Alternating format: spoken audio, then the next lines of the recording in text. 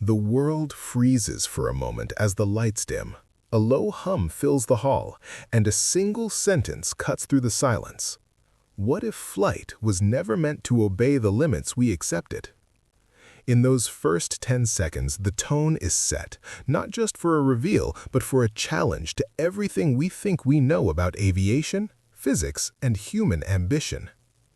What follows is not presented as a conventional weapons program or a standard aerospace announcement, but as a thought experiment brought to life, a fusion of science, audacity, and speculative engineering. Elon Musk steps forward, not as a defense contractor, but as a futurist, questioning why modern fighter jets still rely on principles older than the digital age, asking whether humanity has been optimizing the wrong constraints all along. The concept described is not called a jet in the traditional sense because it abandons the assumptions that define jets altogether. No wings designed purely for lift, no reliance on constant forward momentum, and no acceptance that extreme speed must come with extreme heat, stress, or pilot limitation. Instead, the craft is introduced as a system that treats gravity, inertia, and energy as variables rather than barriers. At the heart of the idea is a propulsion model that does not push against air in the way conventional engines do, but instead manipulates localized energy fields to create directional movement. The speech emphasizes that this is not magic, nor an admission of alien technology, but an aggressive extrapolation of research already underway in electromagnetism, plasma dynamics, and advanced materials science. The audience is reminded that every generation believes it has reached the edge of what is possible, only to be proven wrong by the next breakthrough. Supersonic flight was once dismissed as lethal, space travel as fantasy, reusable rockets as impossible economics. The so-called UFO-like behavior of the craft, instant acceleration, sharp angle changes, and silent hovering, is framed as the natural outcome of refusing to design around outdated limitations.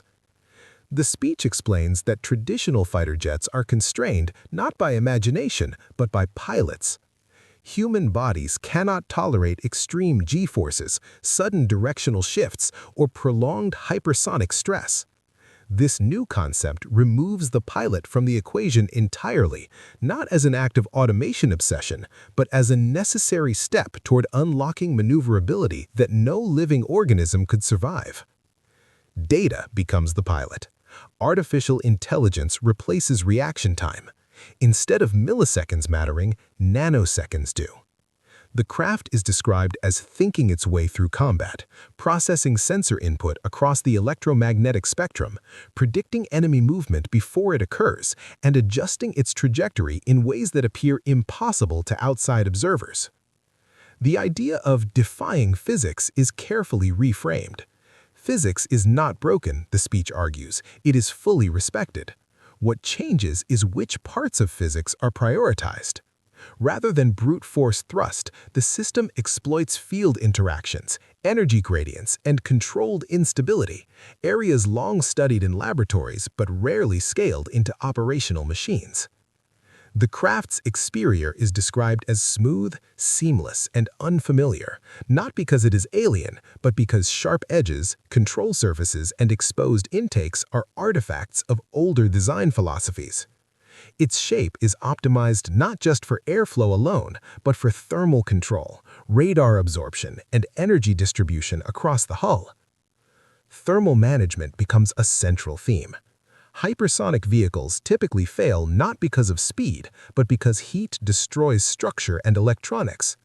The proposed system disperses energy across adaptive materials that reroute thermal loads in real time, turning heat from a vulnerability into a manageable parameter. Weapons, in the traditional sense, are almost an afterthought. The speech suggests that dominance in future air combat will not come from missiles or cannons, but from information denial, sensor blindness, and positional impossibility. If a craft can appear where it should not be able to exist, the fight is already over. The narrative then zooms out from combat and into deterrence. Such a system, it argues, would change military doctrine not by being used, but by existing. The mere acknowledgement that physics-limited assumptions no longer apply would force every adversary to rethink strategy, air defense, and escalation models. Importantly, the speech avoids claiming that this craft is operational or deployed. Instead, it is framed as a developmental vision, a long-term convergence of technologies that are progressing faster than institutions are prepared to accept. Skepticism is welcomed, even encouraged, as a sign of rational thinking rather than close-mindedness.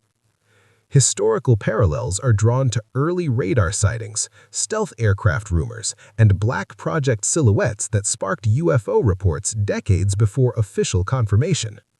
The line between classified technology and myth, the speech notes, has always been thin when innovation moves faster than public disclosure. Ethical concerns are addressed directly. Removing humans from the cockpit raises questions of accountability, escalation, and control. The response offered is that refusing to develop such systems does not prevent others from doing so. It only ensures being unprepared when the paradigm shifts. The role of private industry is highlighted as controversial but inevitable. Governments move cautiously by design, while breakthroughs often come from entities willing to accept failure at scale. The collaboration between public oversight and private risk-taking is presented as the only path toward responsible advancement. Attention is given to space as well as air. The craft is described as operating in environments where the distinction between atmosphere and vacuum becomes irrelevant. This blurring of domains reflects the future of conflict, surveillance, and mobility, where airspace and near space are no longer separate arenas. The speech emphasizes that none of this happens overnight. Decades of testing, failures, and incremental validation are required, but the direction matters more than the timeline. Once a new vector of possibility is proven, progress accelerates exponentially. Public perception is addressed with surprising openness. The speaker acknowledges that such ideas sound like science fiction and that disbelief is reasonable. But every major technological leap began as something that looked fake to those anchored in the present. The message pivots from technology to mindset. The true limitation, the speech suggests, is not physics, funding, or politics, but imagination constrained by precedent. When engineers are trained only to optimize existing systems, revolutions never occur. There is a subtle warning embedded in the optimism. If democratic societies hesitate while authoritarian systems push forward without debate, the balance of power could shift in uncomfortable ways. Transparency, even in abstract discussion, becomes a strategic advantage rather than a weakness. The craft is ultimately framed less as a weapon and more as a signal, a declaration that the next era of flight will not be a straight line from the last. It will be discontinuous, unsettling, and transformative. As the speech nears its end, the audience is reminded that humanity has always looked at the sky and mistaken advanced tools for impossibility. The UFO mythos itself is reinterpreted as a psychological response to technology arriving before explanation.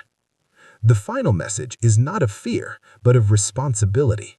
If physics can be navigated more creatively than once believed, then Change is not restraint, quixotic, it is the new ethics, science and of foresight possibility. must The disposable evolve opens the just door as to a new quickly as image. capability. The lights begin to rise again. No prototype rolls onto the stage. No classified schematics are shown. Instead, the audience is left with an idea that is far more disruptive than a machine.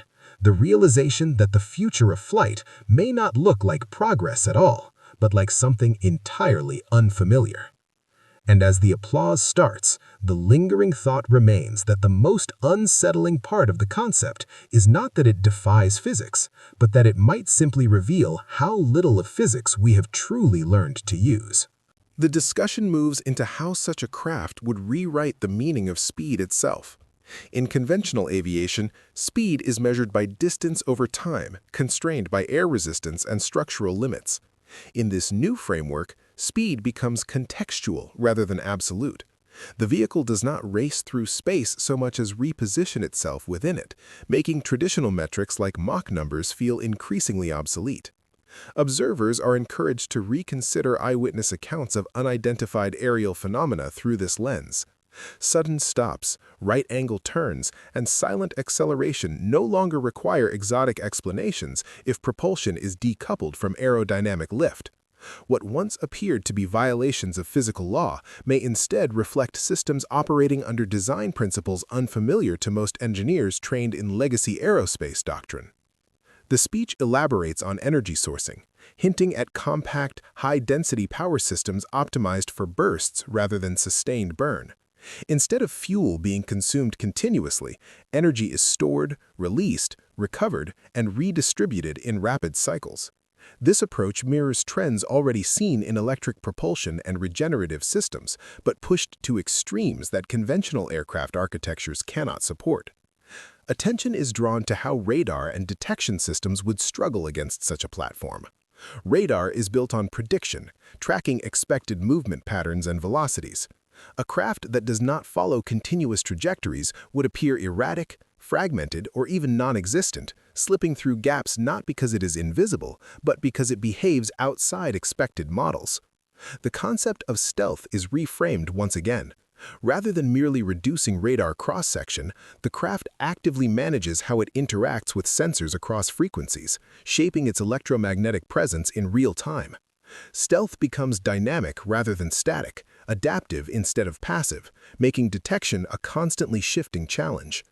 The narrative then touches on manufacturing, suggesting that traditional assembly lines may be inadequate for such designs.